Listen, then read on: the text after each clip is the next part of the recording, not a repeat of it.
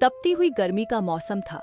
कृष्णापुर नामक गांव में कोमल और उसकी पत्नी सावित्री और उसके 2 बच्चे सोनू और चिंकी रहा करते थे। माँ, आज कितनी गर्मी है, पिताजी से बोलो ना कि एक कूलर ले आए। बेटी चिंकी, हमारे पास अभी कूलर खरीदने के लिए पैसे नहीं है बेटी। बस हमारे पास अभी एक पंखा है, हमें अभी उसी से काम चलाना पड़ेगा। लेकिन माँ, यह पंखा कहाँ चलता है? ये पंखा इतनी धीरे धीरे घूमता है कि इसकी हवा भी नहीं लगती। और देखो, सोनू भी गर्मी से कितना परेशान हो रहा है। माँ, मेरा ऐसा मन कर रहा है कि मैं ठंडे पानी में पूरे दिन ही बैठ रहा हूँ। इस ठंडी में तो मुझे बर्फ का पानी पीने का मन कर रहा है। बेटा, तू जाकर ठंडे पानी में नहा ले, तुझे गर्मी से राहत मिलेगी, क्योंकि यह गर्मी तो हम गरीबों का पीछा छोड़ने वाली है। नहीं, और नहीं हम इतने अमीर कि हम गर्मी से बचने के लिए कूलर या एसी ले सके। सावित्री अपने बच्चों को समझा ही रही थी और तभी उसके पिता वहां पर आ जाते हैं। सावित्री, इस साल की गर्मी तो काफी भयानक कहर ढा रही है। जब खेत में काम करने के लिए हम पर पैर रख रहे हैं तो ऐसा लग रहा है कि मानो चक्कर खाकर गिर ही जाऊंगा। मुझे तो वहां पर ज्यादा काम नहीं हुआ, इसलिए मैं घर आ गया। सावित्री, कुछ ठंडा बना लो जिससे हम सबको राहत मिले। सावित्री सबको नींबू पानी बनाकर दे देती है। अरे माँ, यह तो बिल्कुल भी ठंडा नहीं लग रहा। अगर इसमें बर्फ गिर जाता तो काफी अच्छा लगता। कुछ समय के बाद शाम हो जाती है। सावित्री खाना बनाने की तैयारी में लग जाती है। सावित्री को इतनी गर्मी में खाना बनाना काफी कठिन कार्य लग रहा था। सावित्री और सीने में तर हो जाती है। हे भगवान, इस गर्मी ने तो अपना कहर ढा रखा है। हम गरीबों के लिए नहीं गर्मियां अच्छी और ना ही सर्दी अच्छी। ऐसा लग रहा है कि मैं अभी बेहोश होकर गिर जाऊंगी। इतनी ज्यादा गर्मी लग रही है और सर्दियों में शरीर जमने को हो जाता है। अक्सर मौसम एक जैसा रहा करता तो कितना अच्छा होता। ऐसा तो कभी नहीं हो सकता। अगर सावित्री ऐसा होता तो फिर बात ही क्या थी। दोनों पति पत्नी आपस में बात कर ही रहे होते हैं, लेकिन तभी मकान मालिक वहां पर आ जाता है और कोमल से कहता है, अरे कोमल, तू मेरे मकान का इस बार भी किराया नहीं देने हैं। क्या क्या बात हो गई तुझे? इस बार भी मेरे घर का किराया देना भी है या नहीं? अरे नहीं सुरेश भाई, ऐसी बात, किराया तो देना है, क्योंकि अभी कुछ पैसे इकट्ठा नहीं हुए हैं, इसीलिए थोड़ा समय लग रहा है। सुरेश भाई, आप मुझे थोड़ी सी और मोहलत दे दो तो मैं आपको एक साथ किराया दे दूंगा। अरे कोमल, ये बात तो मैं तुम्हारे मुंह से 3 महीने से सुनता आ रहा हूं, लेकिन मुझे अभी तक 1 महीने का भी किराया नहीं मिला। इस बार मैं तेरे मुंह से कोई बहाना नहीं सुनूंगा। लेकिन चल, अभी तो रात होने वाली है, इसलिए मैं तुझे कुछ नहीं कह रहा। लेकिन कल सुबह होते ही यहां से अपना बोरिया बिस्तर उठाना और चले जाना। तुम जैसे लोगों को मैं एक भी दिन नहीं रख सकता। अरे ऐसा मत कीजिए सुरेश मलिक, मैं आपसे कह तो रहा हूं, कुछ समय का मौका दे दीजिए। मैं आपको सारे पैसे दे दूंगा। मैं इस गर्मी में अपने परिवार को कहां लेकर जाऊंगा?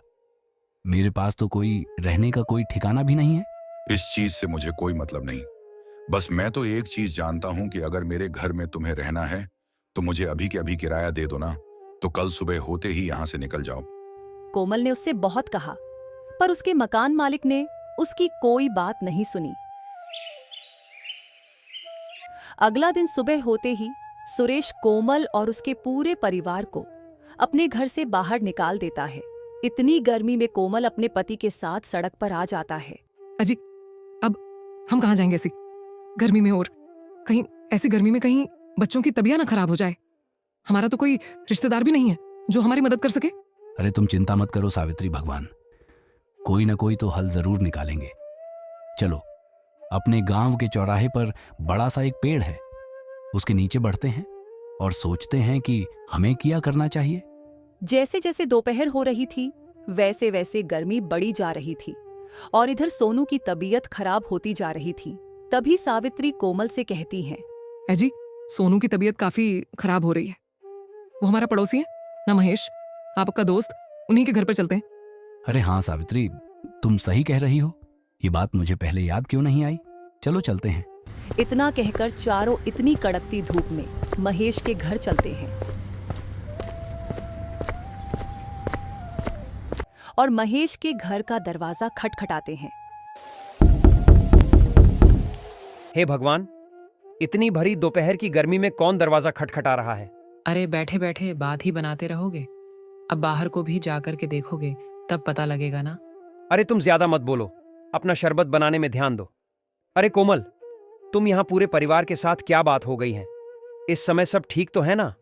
अरे कुछ ठीक नहीं है महेश भाई, 3 महीने से मैं किराया नहीं दे पाया, इसलिए मकान मालिक ने मुझे घर से बाहर निकल दिया। और सोनू की तबीयत भी काफी खराब हो रही है, इसलिए हम तेरे घर आए हैं। आज शाम तक हम तेरे घर पर रख सकते हैं।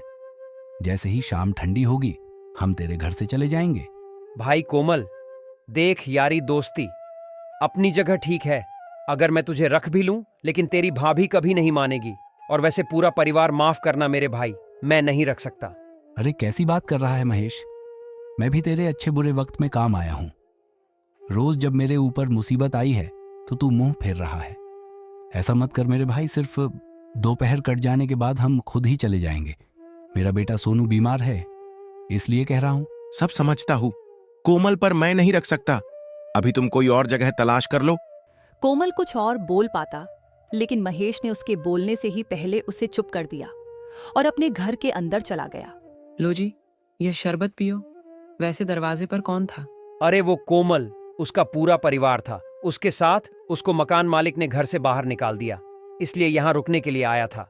मैंने उससे कह दिया कि तू और कहीं देख ले। अरे कोमल तो आपका अच्छा दोस्त है ना, उन लोगों ने हमारी कितनी बार मदद करी है। आपने यह अच्छा नहीं किया।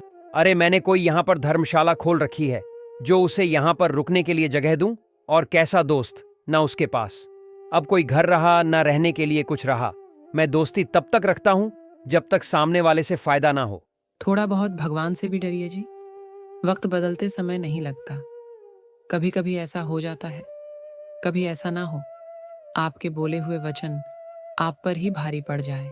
अरे लो शरबत पियो, ये सब बात छोड़ो, बड़ी स्वादिष्ट बना है।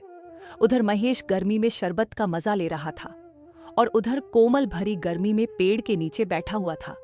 क्यों जी, आप तो अपना दोस्त कहकर अपनी जान लुटाते थे, और आज उसने हमें एक दोपहर भी नहीं रुकने दिया।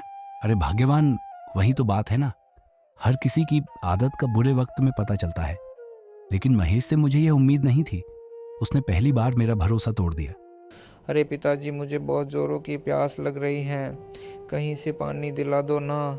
सावित्री, तुम बच्चों का ध्यान रखना, मैं पानी भर कर के लेकर आता हूँ। लेकिन तुम इतनी कड़कों की धूप में पानी कहाँ ढूंढोगे? सावित्री, तुम चिंता मत करो, मैं देखता हूँ। इतना काला हो कि धूप में कोमल पानी की तलाश में निकल जाता है और इधर सावित्री अपने दोनों बच्चों को लेकर ठंड की छाया में बैठी हुई थी। लेकिन तभी 2 आदमी आते हैं और पेड़ की छाया में खड़े हुए बात करने लगते हैं।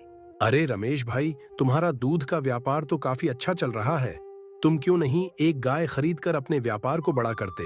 अरे भाई, मैं दूध का व्यापार को बड़ा तो करना चाहता हूं, पर गाय की देखभाल करने के लिए मुझे आदमी की जरूरत है। तुम्हारी नजर में कोई आदमी है तो मुझे बताना। ये सब बातें सावित्री बैठी बैठी सुन रही थी। फिर वह उठकर बोलती है, अरे भैया, मैं आपकी गाय की देखभाल करने के लिए तैयार हूं। मुझे अपने घर पर गाय की देखभाल करने के लिए रख लो। मेरी आर्थिक स्थिति भी बहुत खराब है, मैं रोड पर आ गई हूं। ठीक है, मैं तुम्हें काम पर रख लूंगा, पर तुम्हारे 2 बच्चे हैं, क्या तुम काम को सही तरीके से काम को कर पाओगी? सुबह से शाम तक तुम्हें गाय की देखभाल करनी होगी। जैसे कि काम में तुम्हें गाय को चारा देना, गाय की जगह को साफ सुथरा रखना, गाय को नहलाना, ये सब काम तुम्हारे रहेंगे। अगर ये सब काम करने के लिए तैयार हो तो बोलो, और इसके बदले में मैं तुम्हें पैसे नहीं दूंगा। 2 किलो दूध मिलेगा। हाँ रमेश भाई, तुम मेरे बच्चों की फिक्र मत करो, ये तो बहुत समझदार हैं।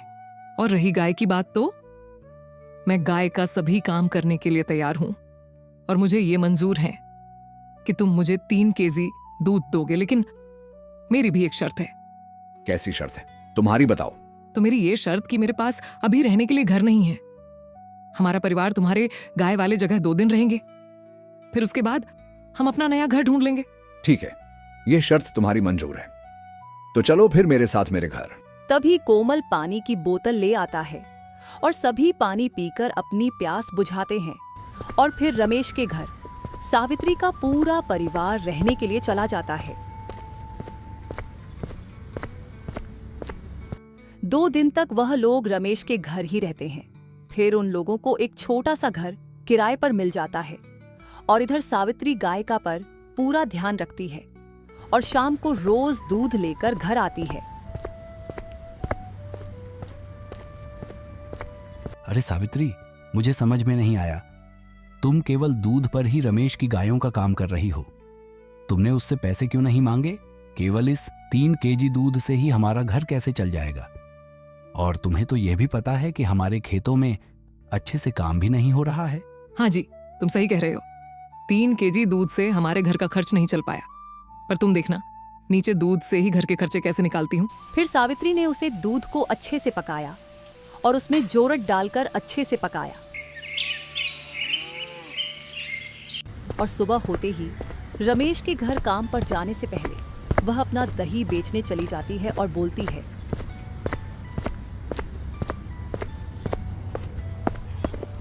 दही ले लो। दही ताज़ी और स्वादिष्ट, दही मीठी, दही बिना मिलावट की दही। इस ठंडी दही को जो खाएगा वह गर्मी से राहत पाएगा। दही ले लो, दही। सावित्री इस तरह से बोल बोलकर गांव वालों को इकट्ठा कर लेती है। सभी पहले छक्कर देखते हैं और फिर दही खरीदेते हैं। अरे सच में सावित्री बेटिया, मैंने ऐसी दही पहली बार खाई है। आज इस दही को तो छकते ही मेरे अंदर ठंडक आ गई और दही भी काफी गाढ़ी और मीठी है। अरे सच में सावित्री बेटिया, तेरी दही काफी ठंडी और गाढ़ी है। इस गांव में तो और काफी सारे दही बेचने वाले आते हैं, लेकिन उनकी दही ऐसी नहीं रहती। तुम्हारी दही तो उनकी दही से 10 गुना अच्छी है। बाकियों की दही में तो काफी पानी होता है, लेकिन तुम्हारी दही तो गाढ़ी है बिल्कुल। इस तरह से सावित्री की सारी दही बिक जाती है और तभी एक बूढ़ी औरत आती है। अरे सावित्री बिटिया, मुझे भी 2 केजी दही दे दो। माफ कर देना दादी, अब तो बिल्कुल भी दही नहीं बची है। कोई बात नहीं दादी, मैं कल भी दही लेकर आऊं। सबसे पहले आपको हो दूंगी और बाकी के लोगों को बाद में।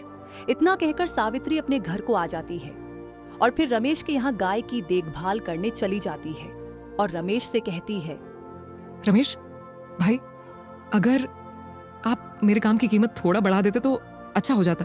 सावित्री, अभी तो तुम्हें सिर्फ काम किए हुए 1 महीना भी नहीं हुआ और तुम अपने काम की कीमत बढ़ाने की बात करती हो। कुछ दिन और रुक जाओ, फिर मैं खुद ही दूध बढ़ा कर दूंगा। शाम हो जाती है। अरे क्या हुआ सावित्री, तुम बहुत उदास लग रही हो।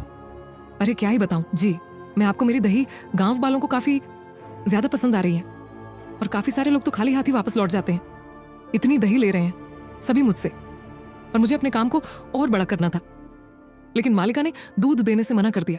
सावित्री, तुम एक काम करो, मालिक के यहाँ से ही 3 किलो दूध और खरीद लो और फिर दही जमाकर अपने कारोबार को बड़ा कर लो। फिर सावित्री ने अगले दिन से रमेश 3 किलो दूध और ले लिया और फिर उससे अच्छे से पकाकर दही जमा लेती है। फिर अगली सुबह दही बेचने निकल जाती है। दादी, ये लीजिए आपकी दही। ठीक किया सावित्री बिटिया, जो तूने सबसे पहले दही मुझे ही दी, क्योंकि तुम्हारी दही तो मेरे आने तक पूरा मटका खत्म हो जाता है। बिटिया, मुझे दवाई खानी होती है जो कि दही से ही खाई जाती है। ठीक है दादी, मैं रोज डेली सबसे पहले आपको ही दही दे दिया करूंगी। अब मैं चलती हूँ। सावित्री की दही ताजी और मीठी होने के कारण गांव वालों को काफी पसंद आती थी। अब तो कवित्री की दही की चर्चा पूरे गांव में होने लगी और उसकी आमदनी भी काफी अच्छी होने लगी थी। और फिर सावित्री सारी दही बेचकर घर की ओर जा रही थी। रास्ते में ही राशन की दुकान पर से राशन लेने की सोचती है। जब उसकी नजर राशन वाले की दुकान पर पड़ी तो उसने देखा कि बाहर 2 आदमी खड़े हैं जो ठंडे पानी के मजे ले रहे हैं। चलो मैं भी चलती हूँ उस राशन वाले की दुकान पर राशन लेने, और प्यास भी बहुत जोरों से लग रही है और ठंडा पानी भी पी लूंगी। जैसे ही सावित्री दुकान पर पहुंची है, तभी बाहर खड़े लोग सावित्री से कहते हैं, अरे लगता है कि तुम तो दही बेचती हो, चलो मुझे भी 2 केजी दही दे दो। भैया, मेरी दही तो खत्म हो चुकी है। क्या कहा दही खत्म हो चुकी है? इसका मतलब तेरी अच्छी खासी कमाई हो चुकी है। ला निकाल पैसे। भैया, ये पैसे मैं तुम्हें कैसे दे सकती हूँ? मैं बड़ी मेहनत से ये दही बेचती हूँ, इतनी कड़ी धूप में। लगता है तू ऐसे नहीं देगी पैसे। फिर वे दोनों सावित्री की पैसों की पोटली छीन लेते हैं। फिर सावित्री वहां से चली जाती है। उसके घर पहुंचते ही कोमल सावित्री से पूछता है, क्या हुआ सावित्री? आज दही बेचने में इतना समय कैसे हो गया? अजी, मुझे बहुत जोरों से प्यास लग रही थी तो मैं दुकान पर पानी पीने लगी। और इधर जब रमेश को सावित्री की प्रसिद्ध होने की बात सुनी, फिर उसके अंदर एक जलन की भावना उजागर हो जाती है और वो मन ही मन सोचता है, ये सावित्री तो बहुत चतुर निकली। मेरे ही दूध से यह अपना दही बेचने का कारोबार कर रही है। अब मेरे दूध से ज्यादा अब इसकी चर्चा अब पूरे गांव में हो रही है। ऐसे में तो मेरा दूध का व्यापार ठप हो जाएगा। मुझे ही कुछ करना होगा। अगले ही दिन रमेश ने सावित्री उसके दूध में पानी मिलकर दे दिया। और जब सावित्री घर जाकर दूध पका रही थी, तो उसे पता चल जाता है कि दूध में बहुत ज्यादा पानी की मात्रा है। लेकिन फिर भी अच्छे से पकाने की कोशिश की और उसमें जोर डालकर दही पकाकर दही जमाई। दही पानी की मात्रा ज्यादा होने के कारण दही अच्छे से नहीं जम पाई। आज मैं दही बेचने नहीं जाऊंगी, ऐसी दही लेकर जाने से क्या ही फायदा, क्योंकि इतनी पानी वाली दही मुझसे कोई नहीं खरीदेगा। ये कहकर सावित्री अपने उदास मन से घर आराम से लेट जाती है। और तभी उसके दरवाजे पर एक साधु बाबा आते हैं और दरवाजा खटखटाते हैं। बिटिया, मैंने सुना है कि तुम दही बेचने का काम करती हो। मैंने चौराहे पर तुम्हारा बहुत इंतजार किया, लेकिन तुम दही लेकर नहीं आई, इसलिए मुझे तुम्हारे घर पर ही आना पड़ा। क्योंकि क्या है ना, आज मेरे घर पर पूजा है। उस पूजा में दही का होना बहुत जरूरी है। पर लेकिन बाबा, मेरी दही आज अच्छी नहीं जमी है, इसलिए मैं दही लेकर गांव में नहीं गई, क्योंकि ये पानी वाला दही गांव वालों को पसंद नहीं आएगा। लाओ बिटिया, तुम मुझे दही दे दो। तुम्हारी जैसी भी दही है, मैं उसे ले जाऊंगा। और फिर सावित्री बाबा जी को दही दे देती है। बाबा जब सावित्री को पैसे देने लगते हैं, तब सावित्री बोलती है, बाबा, ये पैसे मैं नहीं लूंगी, क्योंकि वैसे भी ये दही मेरी बर्बाद ही थी। आप इस दही को ऐसे ही रख लो। बिटिया, अगर तुम पैसे नहीं लेना चाहती हो तो ठीक है, मगर मेरे इन 4 घरों में से तुम एक घड़ा ले लो। ये तुम्हारे कर्मों का घड़ा है। अगर तुम्हारे अच्छे कर्म होंगे तो तुम्हें अच्छा फल मिलेगा, और अगर बुरे कर्म होंगे तो तुम्हें इस घड़ी में बुरे कर्म का बुरा ही फल मिलेगा। रमेश एक पेड़ के पीछे खड़ा होकर चुपके से सारी बातें सुन रहा था। गांव उसने देखा कि बाबा जी उसे घड़ा दे रहे हैं, तो रमेश भी जल्दी से बाबा जी के पास आ जाता है और बोलता है, बाबा, क्या मैं भी इसमें से एक घड़ा ले सकता हूँ? हाँ बेटा, तुम भी इनमें से कोई एक घड़ा ले लो और अपने कर्म को आजमाओ। और बाबा वहां से अंतर ध्यान हो जाते हैं और दोनों अपने अपने घर चले जाते हैं। और जब सावित्री अपने घड़े को खोलती है, तो उसमें से बहुत सारा सोना और जावारात निकलते हैं। और रमेश जब अपने घड़े को खोलता है, तो उसमें रेत ही बजरी भरा होता है। ए जी, देखो, हमारे घड़े में सोना और जवाहरात निकले। मैं ये सब हमारे कर्मों का फल है। बाबा ने कहा था कि सब कुछ कर्मों का अधीन है। अरे वाह सावित्री, हमारे तो भाग ही खुल गए। अब तुम इस सोने से अपना दही का व्यापार किया भी बड़ा कर सकती हो। हाँ जी, आप बिल्कुल सही कह रहे हो। इन सोने के सिक्कों से मैं एक गाय खरीद कर लाऊंगी, और अब हमें किसी के घर से पानी वाला दूध लेने की भी आवश्यकता नहीं पड़ेगी। अब आपको कहीं भी धूप में काम करने की जरूरत नहीं है। अब आपको सिर्फ मेरी मदद करनी होगी। और अब कोमल और सावित्री दोनों बाजार से एक नई और अच्छी गाय को अपने घर ले आते हैं। और रमेश सावित्री के घर पर गाय को खड़ा देख मन ही मन सोचता है कि जरूर जो बाबा ने घड़ा दिया था, उस घड़े में सोना निकला होगा, तभी इसने आज गाय खरीदी है। सावित्री के घर गए आने से रमेश के मन में काफी जलन होने लगती है। मैं सावित्री को अपने से ऊपर नहीं होने दूंगा।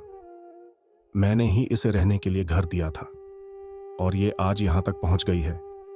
मुझे कुछ करना ही होगा, सावित्री और कोमल दूध को अच्छे से पकाते हैं और उसमें झोट डालकर उसे ढक देते हैं और फिर वह लोग सो जाते हैं। और इधर रमेश सबके सो जाने का इंतजार कर रहा था। और सब लोग जब सो जाते हैं तो रमेश सावित्री के घर में घुस जाता है और दही के मटके को चोरी करके ले जाता है। और जब सावित्री सुबह होते ही उठती है तो देखी है उसके दही के मटके गायब थे।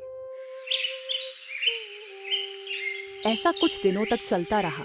रमेश सावित्री के घर पर आता और रोज दही का मटका चोरी करके ले जाता। एक दिन सावित्री सोचती है, क्यों ना हम दही में लाल कलर मिला दे, जो भी खाएगा पकड़ा जाएगा। फिर सावित्री ने अपनी दही में लाल रंग डालकर जमाई। फिर जब सुबह होते ही सावित्री गांव में जा रही थी, सावित्री को रास्ते में रमेश का लड़का खड़ा था, जिसके हाथ और मुंह लाल थे। बेटा, यह आपके हाथ और मुंह कैसे लाल है? मैंने दही खाई थी ना, मेरे घर में लाल रंग की दही बनी है। लाल रंग की दही मेरे घर में बहुत सारी है। अच्छा, तो इसका मतलब रमेश मेरी दही चुरा कर ले जाया करता था। फिर सावित्री ने यह बात जाकर अपने पति से बताई। वे दोनों मिलकर गांव के मुखिया के पास जाते हैं और रमेश ने जो चोरी की थी मुखिया जी से उसके बारे में बताते हैं। फिर मुखिया जी कोमल से कहकर रमेश को भी बुलवाता है। मुखिया जी, मैंने इनकी दही चोरी नहीं की। मेरे ये हाथ और मुंह तो आइसक्रीम खाने से हुए हैं। मैं भला क्यों चोरी करूंगा इनकी दही? अरे रमेश, मैंने तुमसे ऐसा कुछ पूछा भी नहीं। तुमने खुद ने ही अपनी चोरी कबूल कर ली। अब तो तुम पकड़े ही गए हो। चलो, अब यही बता दो कि तुमने सावित्री की दही भला क्यों चोरी की? मुखिया जी, मैं सावित्री को अपने घर में रहने की जगह दी, काम दिया। फिर सावित्री मेरे काम को छोड़कर अपने कामों में लग गई और मुझसे ज्यादा तरक्की करने लग गई। यही वजह अपने से नीचे वाले इंसान को ऊपर बढ़ते देख नहीं पा रहा था। इसलिए मैं सावित्री की दही चोरी करने लगा ताकि सावित्री मुझसे आगे ना बढ़ सके।